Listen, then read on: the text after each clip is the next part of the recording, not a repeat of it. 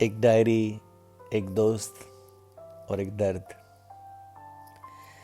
ये डायरी तकरीबन 30-32 साल पहले की लिखी है। छोटे शहरों में दोस्तों के बीच का ताना बाना है। इस डायरी में उस शख्स का एहसास है, नोक झोंक है, जद्दोजहद है। और ये डायरी उन बारीकियों से भी गुजरती है जो इंसानी रिश्तों को इतना मजबूत और इसी वक्त उतना कमज़ोर कैसे बनाते हैं। एक दोस्त, एक डायरी, एक दर्द, पेश खिदमत है। स्कूल से वापस घर जा रहा था मैं। सिन्हा सर की क्लास तो बोरिंग होती है और भूख जोरों की लगी थी। मैं भागा जा रहा था अपने घर की तरफ, तो मेरी निगाह सामने से 3-4 लड़कियों की झुंड पे पड़ी जो मेरी तरफ आ रही थी। शायद उनका घर दूसरी तरफ होगा। और मेरी नज़र एक बीच में जो सबसे लंबी लड़की थी उस पर पड़ी।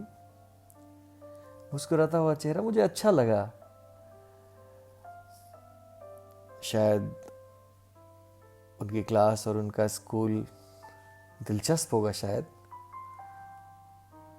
मुझे उनका चेहरा तो याद है। बहरहाल वो गुजर गई मेरे बाजू की तरफ और मैं अपने घर चला गया। लेकिन वो सूरत मुझे याद रही काफ़ी समय तक। मैं खाना खा रहा था, मैं सोच रहा था कि वो कौन है, पहले कभी देखा नहीं, शायद इस शहर में नहीं होंगी। खैर, ऊपर वाली की निगाह रही तो शायद फिर मुलाकात होगी। और मैं मुस्कुराता रहा और फिर अपने कमरे चला गया खाने के बाद।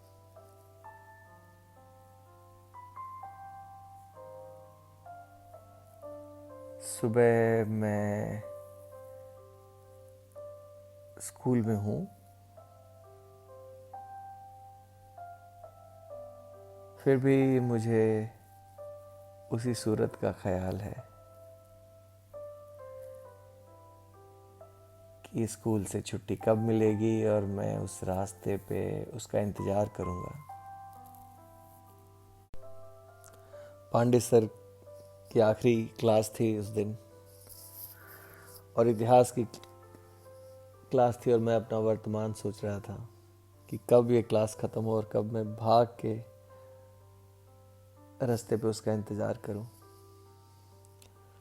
खैर, क्लास ख़त्म हुई, मैं भागा और स्कूल के दूसरी तरफ किरण स्टोर एक दुकान थी जहां हम अक्सर कभी चॉकलेट कभी कोल्ड ड्रिंक लिया करते थे।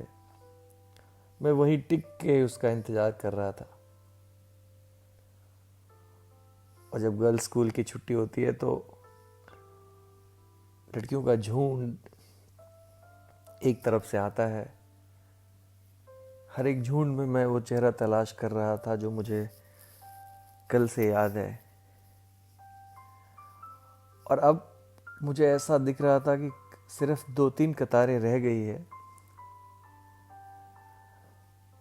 और मेरे दिल की सरगर्मी तेज हो रही थी। मगर वो दिखी फिर से वही मुस्कुराहट, फिर से वो बेबाकपन। उतने में एक बगल से आवाज़ आई, शैलेश, यहाँ क्या कर रहा है? वो राजू मेरा करीबी दोस्त मेरे पीछे वाले मोहल्ले में रहता है। और मैंने उसको ये बात बताई और किस्मत की बात देखिए, वो उस लड़की के बारे में जानता था क्योंकि वो उस मोहल्ले में रहती थी। मतलब मेनका नाम है उसका। मैंने सोचा नाम तो अच्छा है। और क्या हो सकता है उसका नाम? मेनका। सोचता रहा मैं उसके बारे में। फिर से वही एहसास कि कल कब होगी, फिर उस रास्ते कब जाऊंगा। और उसी एहसास में सवेरा हो गया। दूसरा दिन अजीब सी फुर्ती, अजीब सा दीवानापन। मैं भाग के स्कूल गया। क्लास के बाद क्लास। और यकीन मानो मुझे पता नहीं कि कौन सी क्लास कितनी बजे किसकी थी, कुछ पता नहीं। सिर्फ क्लास की वो आखिरी घंटी का इंतजार।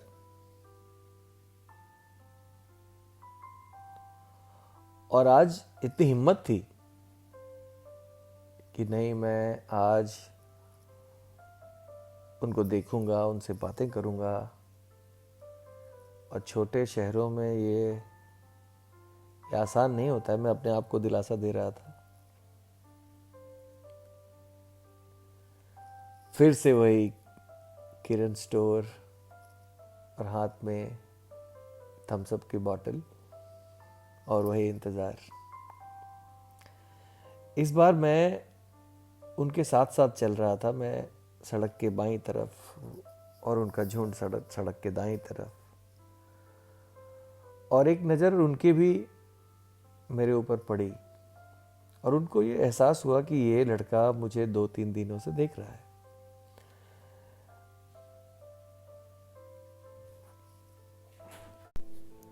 तो ये हंसने मुस्कुराने का सिलसिला काफ़ी दिनों तक चलता रहा। वो रास्ता, वो इंतज़ार, वो नज़रों का मिलना, वो मुस्कुराहट, और फिर बिस्तर पे यादें उनकी कि वो क्या सोचती होगी मेरे बारे में। ये काफ़ी अरसे चलता रहा। मेरी हिम्मत नहीं हुई उनसे पूछने की कि वो क्या सोचती हैं हमारे बारे में। कोई 16 साल की उम्र होगी हमारी।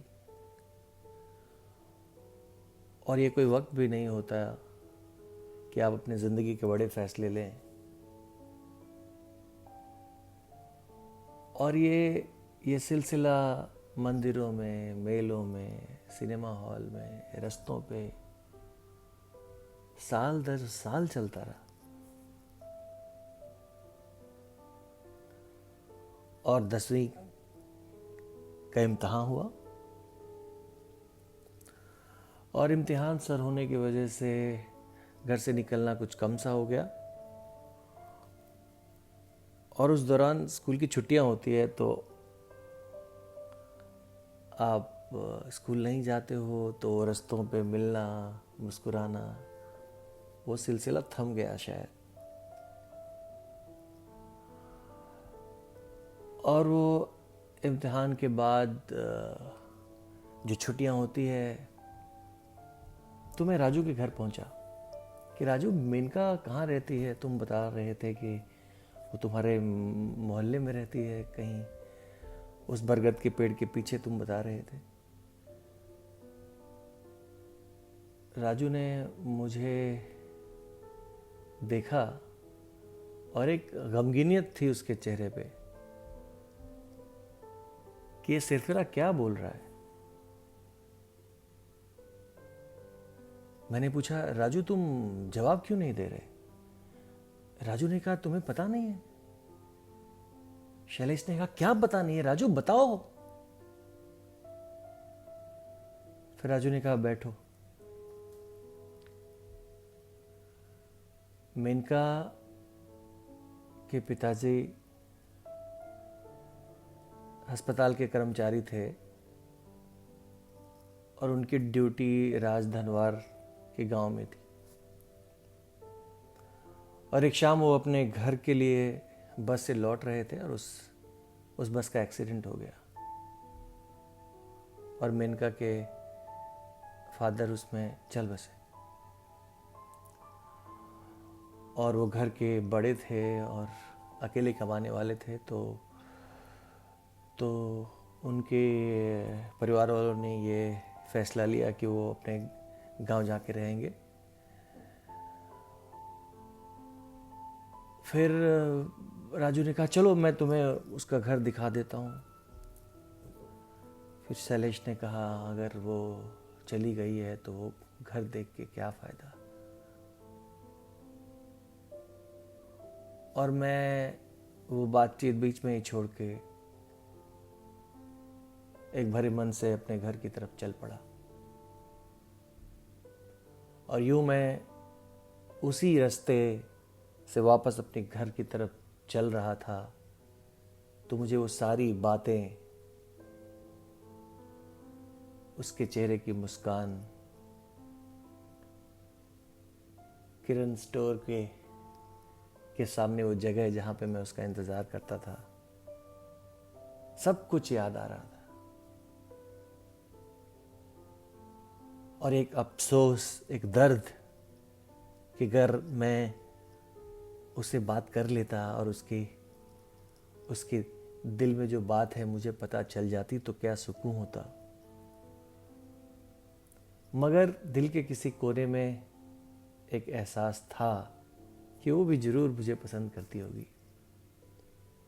और ज़िंदगी के किसी मोड़ पे अगर मैं कुछ बन सका तो फिर से उसकी तलाश करूँगा और वो दर्द जो आज टिस की तरह मुझे लग रहा है उसके सामने बयान करूँगा। मुझे नहीं मालूम कि ये ज़िंदगी क्या मोड़ लेगी किस वक्त, बट आज ये डायरी यहीं बंद किए देता हूँ। एक दोस्त, एक डायरी